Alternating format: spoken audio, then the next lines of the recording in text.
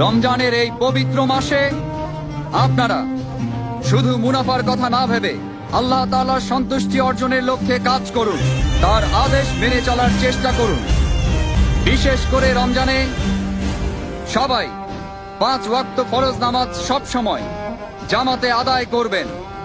তারাবির সময় সাম্রাজ্যের নিরাপত্তা প্রহরী ছাড়া বাদ বাকি সবাই এশার নামাজ পড়ার পর দোকান খুলে না বসে রমজানের রহমত অর্জন করার জন্য তারাবির নামাজ পড়তে যাবেন।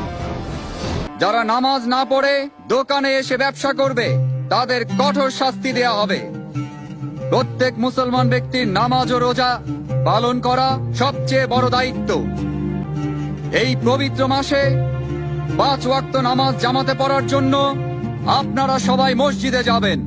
বায়াজিদ মসজিদের ময়দানে ইবাদত করতে আসা মহিলাদের আশেপাশে ঘোরাঘুরি করলে বা কোনো ক্ষতি করলে অথবা কোনো বেয়াদবি করলে কঠিন শাস্তি পেতে হবে।